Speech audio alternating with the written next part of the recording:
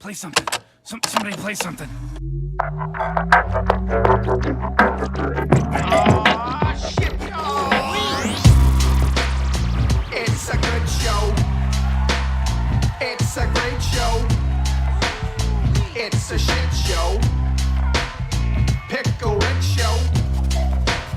Not a Jerry show. Scary Terry show. Lick my balls show. Szechuan sauce show. It's the fucking Rick and Morty fan show, bitch. All right, guys. So you guys get to see what I look like without a beard now. It's long overdue. I had quite a crazy beard going there, but all good things must come to an end. All right, guys, you're in the Rick and Morty fan show. Super excited for today's episode. I get to actually review the episode that I didn't like when I first saw season 1. By didn't like, I mean, you know, in comparison to other Rick and Morty episodes, there was no episodes I was like, oh, that was garbage. But this was the one where I was kind of iffy about. And I know on rewatches, I realized, you know, I would just rewatch my favorite episodes. And this was the one that just never came up. I was never interested in rewatching this episode until I started doing watch throughs again with the whole season. And that's kind of how I view Rick and Morty now. I'll watch a couple of my favorites when I finish a run through, but then I'll just go back to one and watch through the whole thing because they all got so many great parts that you forget about. And so we got that today. We got the competition where we're going to be looking at the pictures that we all took. Basically, I know last week's episode, I showed my picture, which is me. I had my son Leland as my Morty behind me. We were doing basically the Get Swifty picture. And we got lots of great submissions for this one. So I was really excited to show them off. And I already have a winner in mind. But, you know, in the chat, if you like, you can try to sway me. I can always be swayed. I can be bought. You know, if anyone tells you they can't be bought, they're probably lying. So I'm excited about the competition. Just before we get rolling, I did want to mention something I would like to do. Just to, you know, of course, I like to get super chats. We talk about super chats at the start. It's awesome to get them for me because it helps me get prizes for you guys, send things out. One thing I would like to do, if anyone sends in a super chat, and I will backdate this to my old super chats, I'm going to throw their name in the draw for Rick and Morty swag, which will be drawn when season 5 starts. So we know when that is now. It's June 20th. So anyone wants to send in a super chat, I'm going to review them. I'm going to review the old shows, get the super chats in. I'm going to throw those names in the, I don't know, I picture it as a fishbowl, but I don't own a fishbowl. So I don't know, a hat, something like that crazy. Who knows? Good question. Kieron, dude, where can we watch Rick and Morty online in Canada? I watch Rick and Morty through only... I have the DVDs, I have all of them PVR'd, and I watch them when they come on TV, so I watch them all through that. They're also on HBO, so I could be watching them there, because I have HBO. But, I mean, you can find them online. I'm not going to tell you where, because I'm sure that's not something I should be doing, but you know, find them online if you can, or buy the DVDs. I have the DVDs, you know, if it's not so bad, but that's probably a question not for here right now. If you can't do super chats, that's okay. I love my audience. I love that you guys are here to support me through the chat, and that's fine. I'm not asking you that you have to do any of this, but if you do, another thing I would like to do is one of my favorite episodes, and I think most people's, is Interdimensional Cable. And basically it's a bunch of ads and commercials. So if you would like to do a commercial on my show, you can super chat in for anything from $1 up to, I don't know, wherever it goes to. And you can advertise something real, or you can advertise something fake on here, and I will make up a quick commercial basically the same way the interdimensional cable does. So, if you want to do that, I'm looking to do that, and it's going to happen. It's going to happen when we do interdimensional cable, which is next week. Interdimensional Cable 1. So I'm gonna try and do some fake commercials for my own show, just because it's fun, and I like to pretend that I can do this stuff at least competently and do some fun improv.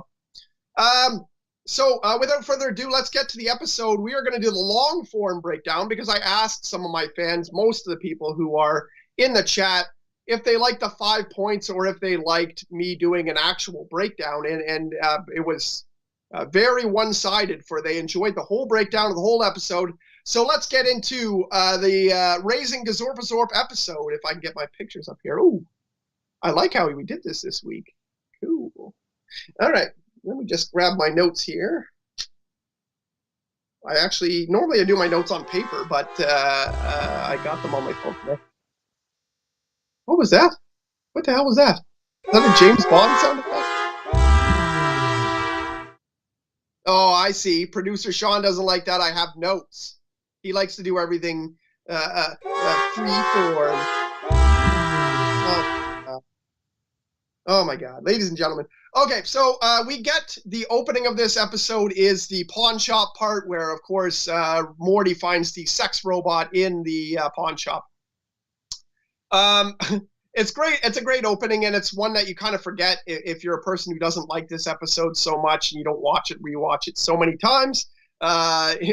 Basically, they're arguing about the defraculator, and Morty finds this sex robot in the back of the pawn shop, and basically tries to say, he thinks it looks cool, and, he wants something to remember all his adventures by, and it was, kind of a weird scene where he's trying to get his grandpa to buy him a sex robot.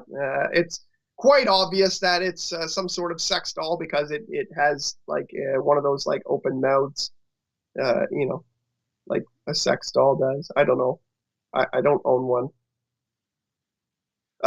Anyways, it's pretty funny, and basically he tries to pull a fast one on Rick, and then Rick's like, just throw in the sex robot and we'll do it. Super chat from Toronto Freddy says, "Wubba lubba dub dub." That's about as loud as I can say at my house. It also says, okay. Bitch. I was wondering what that was, but I can read it. So it's a good opening, but we get to the next part, which is basically opening it on Morty, getting it on with the sex robot upstairs. It doesn't show that, but you hear banging on the walls and stuff like that. And, the family's just kind of trying to eat dinner, and they're like, oh, what the hell are we going to do about this? And Jerry says he's going to intervene, and Beth basically says, like, what can you do? He's a child going through puberty. The best part is Morty runs down in his underwear and grabs a bottle of OJ, starts drinking it down, like needs that energy, just like the lemon slices at soccer. Like he comes down to get like immediate energy so we can go back and go back at it. I love, this is some of my favorite parts, is that Roiland basically talks about, what it's like to be a 14-year-old boy. And I know there are some girls in the chat. Being a 14-year-old boy is pretty much disgusting. It's disgusting. It's terrible. Everything you think is bad about possibly being a 14-year-old boy probably happened. I guess I can only speak for myself, but we probably all did all the terrible things that Morty does. They get that so good. They get that idea of being a 14-year-old boy so good. Like we totally, we totally would have loved to have a sex robot when we were 14. Basically, Rick goes upstairs and finds out that it's not just a weird sex doll. It's actually it's also a baby maker. Basically, it makes a hybrid of Gazorpian male and Morty. I don't know how that works. Well, I guess it's made with the Gazorpian females, biological parts, because it normally works with Gazorpian males, those giant fucking red things.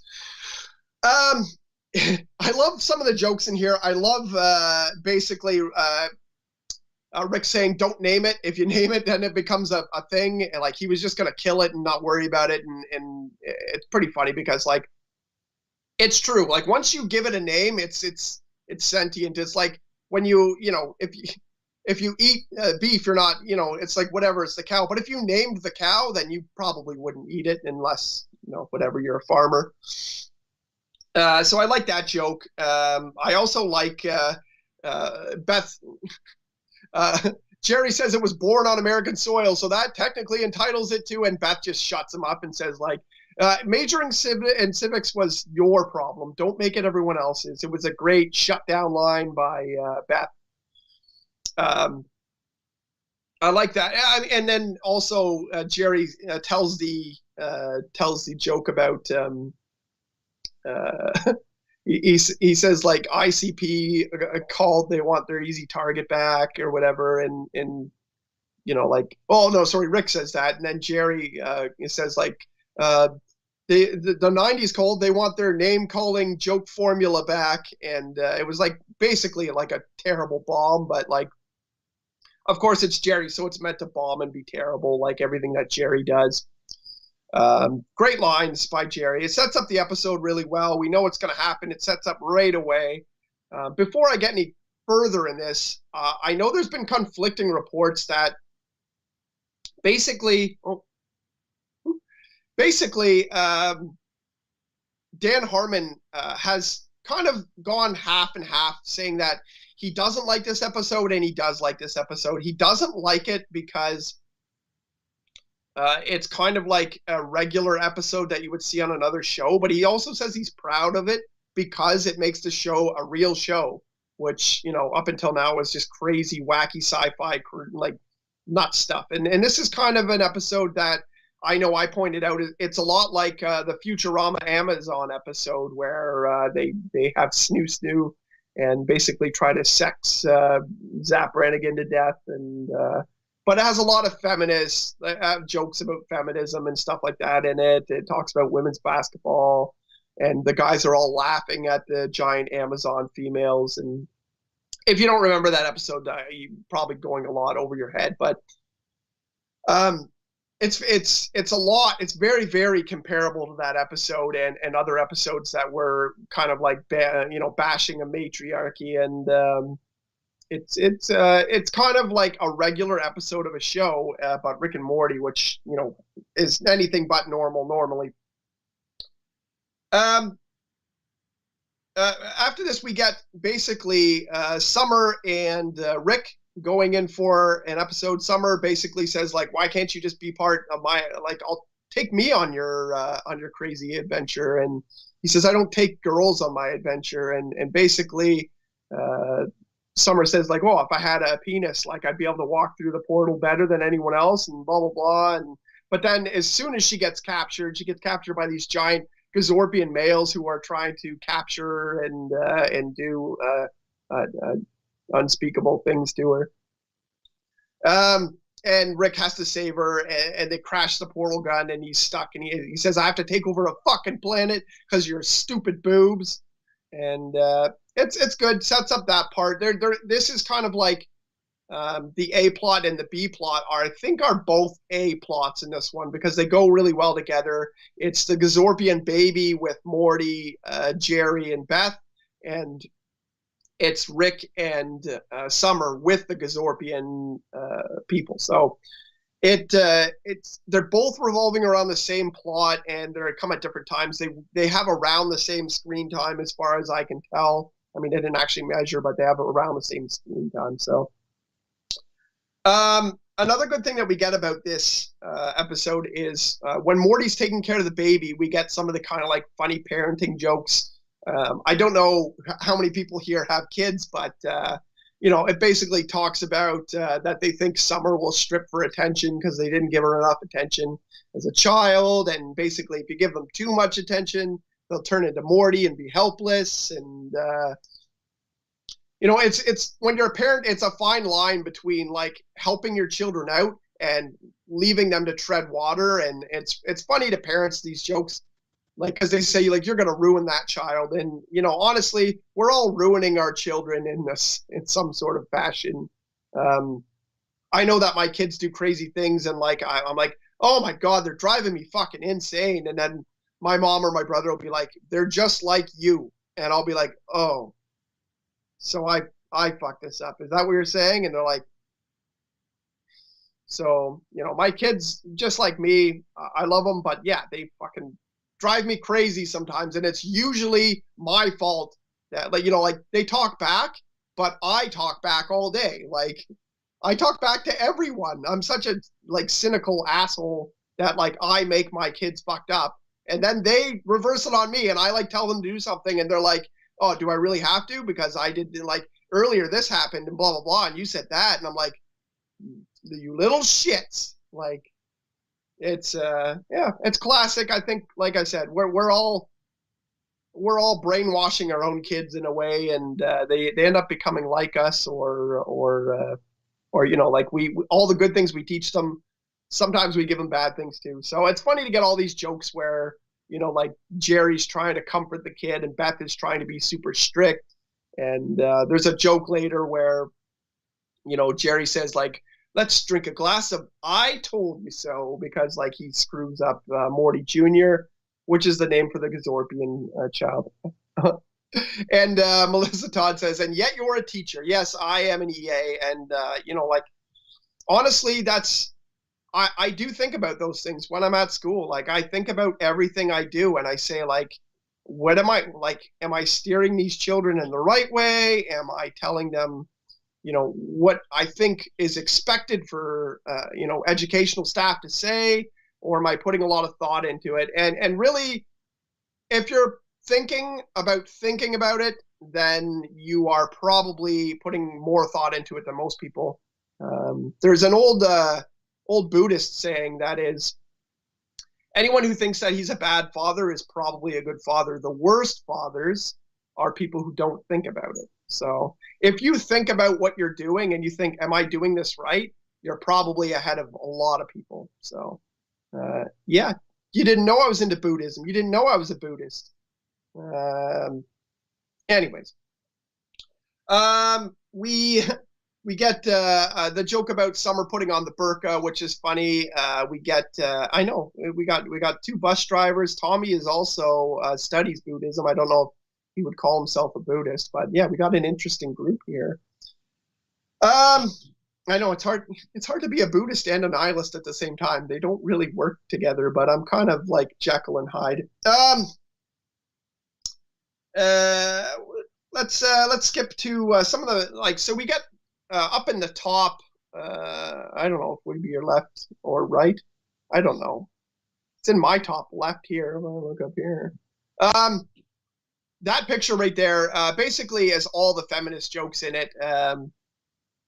It's got they walk by the Department of Chocolate, and you know, every time that a female Gazorpian sees each other, they say, like, I'm here to talk if you want, and they're always, like, trying to be super supportive. The main girl there on closest to me is called Marsha, and she has an amazing voice. The voice actor is really cool. Got kind of a Lara Croft, Tomb Raider, Angelina Jolie type of voice. And I love, actually, the best line I love is when they're going to sentence Rick and Summer to death, and they don't have a way to put them to death because they haven't, in 500 years, they haven't had any death in their society, any capital punishment. So they're talking about how great their women's society is, and she basically says, like, you know, like, well, we haven't had it so long, so you're gonna step on this thing and it'll trigger a boulder. And Rick's like, oh my fucking God, you're gonna kill us with a boulder? And she's like, no, the boulder will fall and hit a ramp and knives will go. And then she's like, you know what? You were right the first time. It was the boulder. I just didn't want to tell you. And she's all sassy, and it's definitely, it's a terrible sexist joke. But my favorite line in the whole episode is when she's like, someone comes up to comfort her, and she's like, such a fucking asshole. It's such a good line delivered with that accent. I love it. And I know that Justin Roiland and Harmon both talked about how much they enjoyed working with the actress.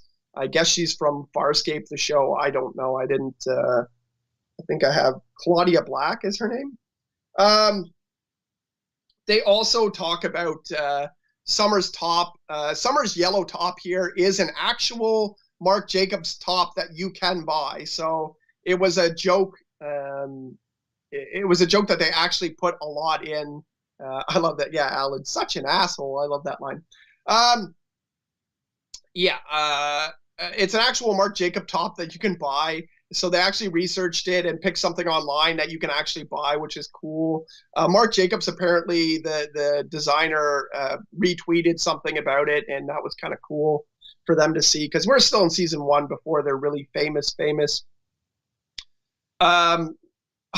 It's great when she, basically before they're going to die, Rick hints to her, and I don't know if this is in his genius or if it's just, it sounds like they pause it in a way that Rick is kind of, like, he knows how to come up with this. He knows where it's going.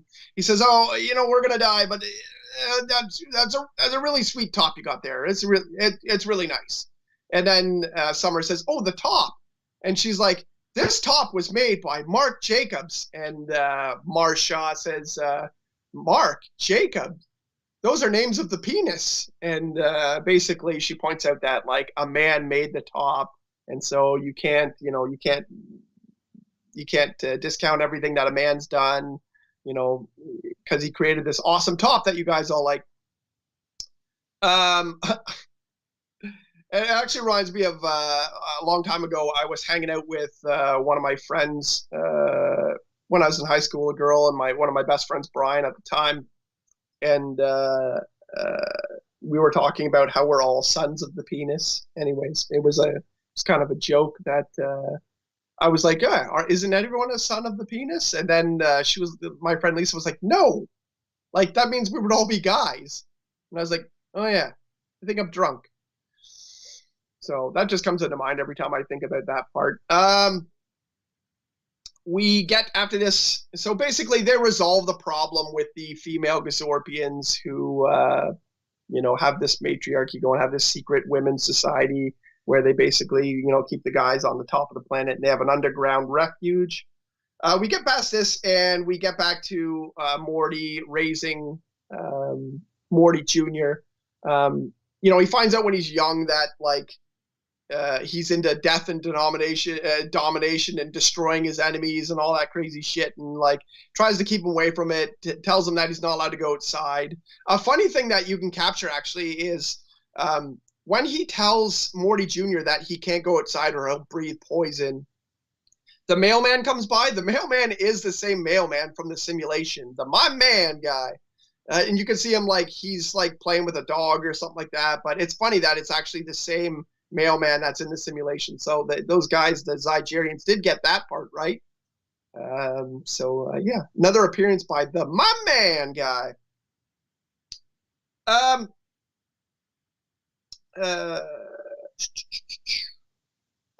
We got the teenage Morty Jr. and he ends up, it's funny, it's actually Justin Roiland's voice, but they pitched it down. So, like, he doesn't make a lower voice. They actually just, use the auto tune or whatever. They use the voice to tune him down to sound like a deeper voice than Roiland has.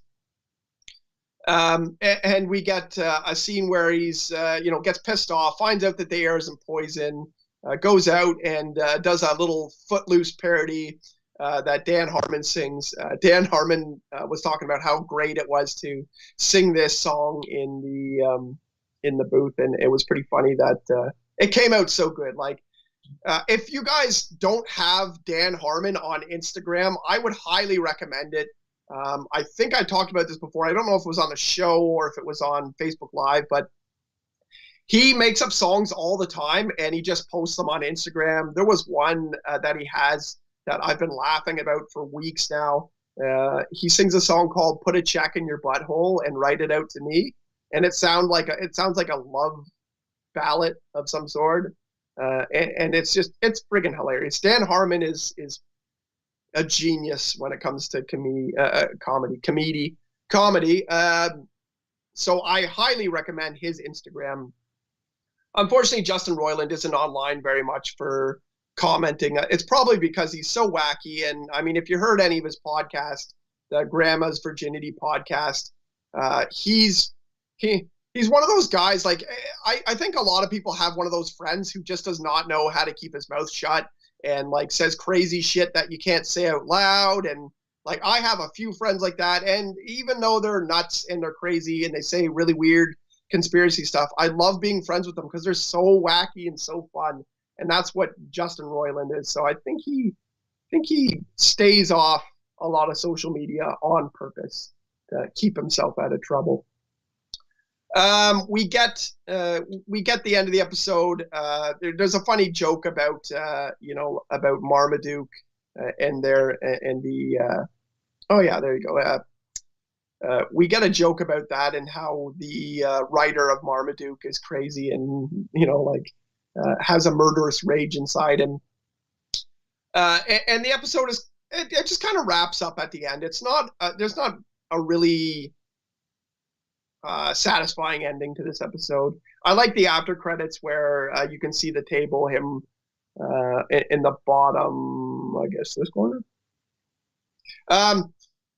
You can see the interview there that he has where he writes a book and basically says that Morty was a terrible father. And then Beth says like, it's a thankless job, which is true. Being a parent is like, like your kids are, when you're good, they kind of love you. And when you're bad, they're like, you're the worst fucking parent ever.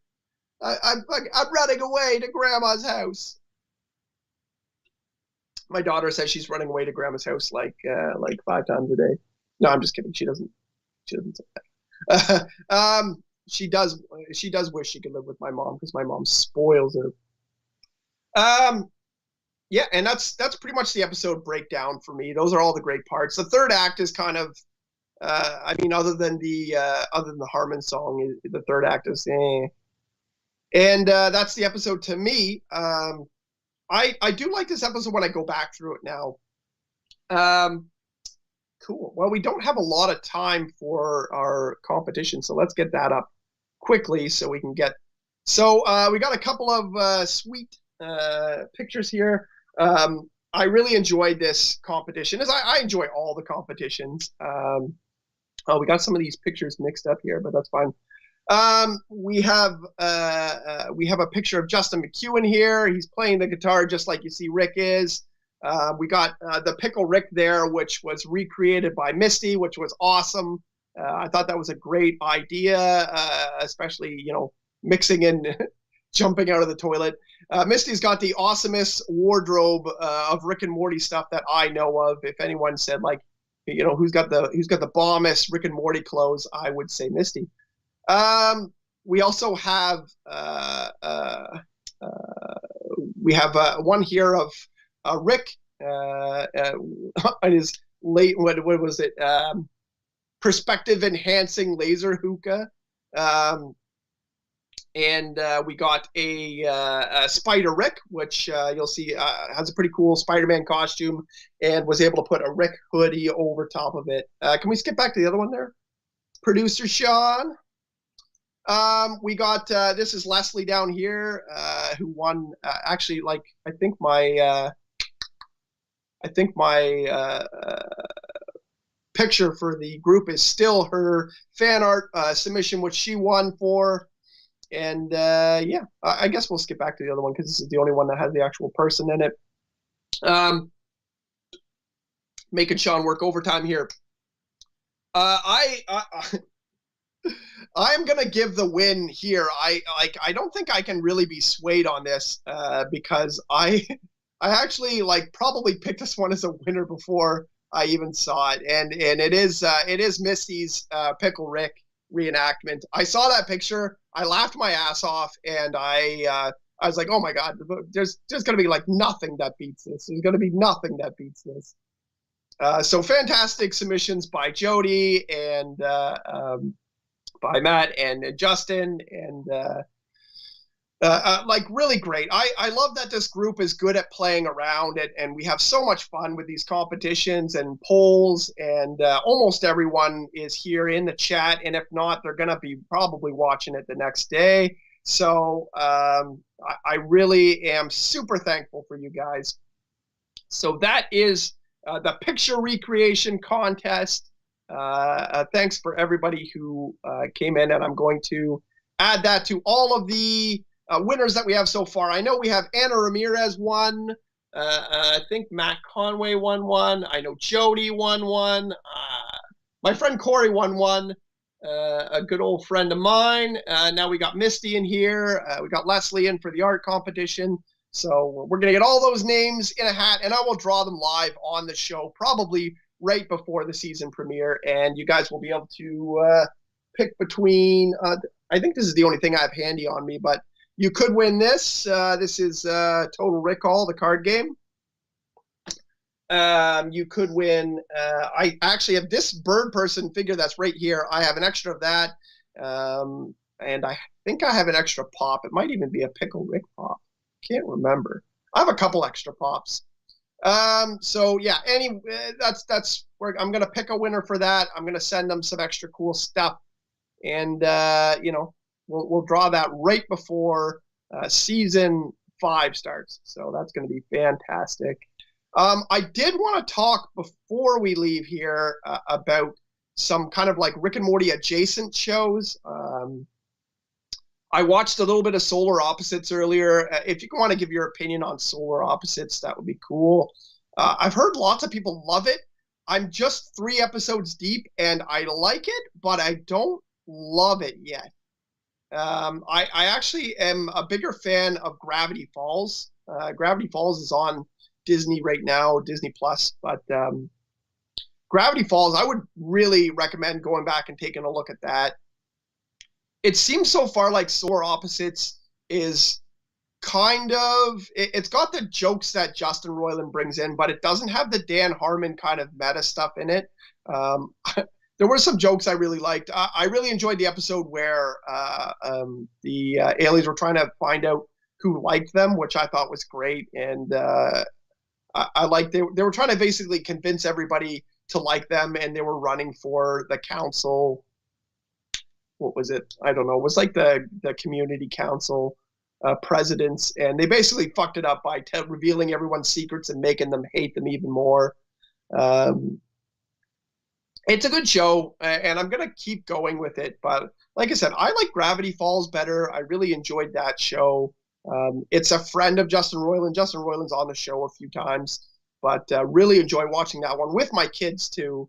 I've already said I won't let my kids watch Rick and Morty yet. My daughter could probably if she wanted to, but I don't watch Rick and Morty with my kids. So being able to watch Gravity Falls with my kids has been kind of a saving grace, because I can get all the same sorts of laughs with them, and it's fantastic. I love every episode of Gravity Falls. So I am going to give Fish Hooks a try as well. That's also on Disney Plus. Another one that Justin Roiland did a voice of a main character. So that's pretty cool. And I'll get to that. I'll let you know my theory on that.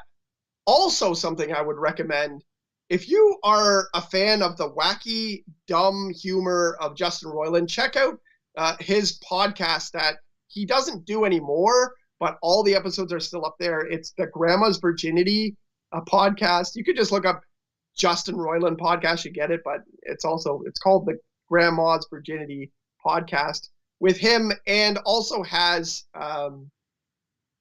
what's his name that I like so much? We did a spotlight on him. What the fuck? Well, I can't remember the other guy's name. What the hell? Anyways, they are fucking hilarious. It's crazy. They talked with one of their co-hosts about how much money it would take for her to eat poop for like 20 minutes. And it was like the dumbest thing ever. And it was like kind of like, it was stupid to get through, but at the same time, it was hilarious that they could like go on with it forever. And it was just so like bizarre. They talk about the craziest shit. They talked about what it was like for Ryan Ridley. Good point out there, my friend. It says Solo Dolo LaRock. I know who it is, but I don't know if he wants his name on here. Yeah, Ryan Ridley is the other co-host, and they have a female co-host that's a comedian that also does voices for other shows. And yeah, it's honestly it's so bizarre and hilarious. They talk about the weirdest shit. They talked about like where Disney princesses that work at the park go to work after they're done and like what happens to them, like their careers. They went on and on about that too. And it's nuts that they just have a podcast where they just talk about wacky shit. Justin Roiland also talks about his theory that people, when they die, are reincarnated in pigs, and that like everybody is a pig. There's a whole segment for it called "People Are Pigs." So fantastic. I'm gonna go through some of the chat here. Let's see if we got anything to pick up. If you guys want to get something read now, we're only on for a few more minutes. I think I got like 3-4 more minutes. And so if you want anything in here, super chat in if you can, or get the chat in now. But super chat, I will definitely read I'll read it in an even more enthusiastic voice for you guys, like even crazier than I am already. All right, so we got Leslie and Jody and Melissa. We got Mr. LeBrock here. We got Lance in here. I got to point out that Lance finished his pop collection last time.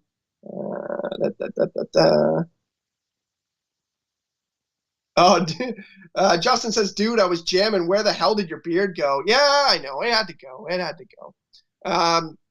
Actually, I wear a beard quite often because my face actually is crooked and kind of slopes off to one side. So I don't know, a beard kind of hides that, but whatever. Every once in a while, I'm like, you know what? This is my face, guys. Just enjoy it.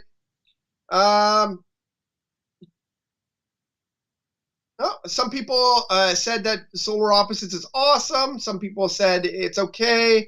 The bar is set so high with Rick and Morty, which I agree with. I mean, I wouldn't be this crazy about Rick and Morty and then not do a show about it every week. And I was talking to someone about this, one of the fans. I don't think he's here, but I watch each episode probably 5-6 times before I do this episode. I watch it, I do notes, I watch the commentaries, I watch videos online about it just in case I miss anything, and I watch the episode itself probably 4 or 5 times just so I have it down for you guys. Like, I do a lot of homework for this show. It seems like it's really easy and it's just me talking, but I know producer Sean can attest to the fact that like so much work goes into this. Not only this show, but our other shows. We're going to be doing Fandom Empire Live after this. We're going to be talking about all sorts of awesome nerd stuff.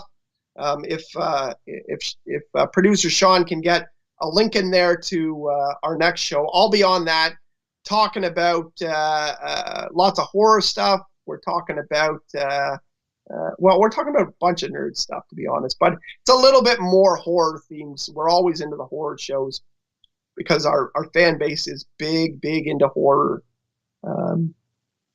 Lance says, I love Corvo and Terry. I always find it hard to remember the names. I do really like the characters in it. They seem neat. The kid characters are kind of interesting. I love the pet. What the hell's the pet called? You guys are going to know. The opening's great. The show is good, and I'm going to give it a chance. I'll let you know what I think later. But that's pretty much going to do it for us today. I honestly, once again, guys, I love that you guys come over here and show up. Like, there's the link in the chat there. If you want to join me for my next show, come on in. You're welcome to come in, comment. I'll always give a shout out to my Rick and Morty peeps. Thank you for making the group so great. And yeah, you know, like, let's keep this going. Let's build this Rick and Morty fan base. I mean, I really did this show because I had heard that the fan base for Rick and Morty is nuts and crazy and stupid and everyone hates them and they're toxic. But I've met nothing but awesome people. Like all the people in here that I've met, I talk to all the time, and you guys are fantastic. So thanks for tuning in. And yeah, let's get in. Next week, we're going to do interdimensional cable. So that's going to be a big episode. Everyone's going to love it. Thanks, Fat Pat says, good show, man. Yeah, I had lots of energy today. So let's hear that. Let's hear that sweet music. Not a Jerry show.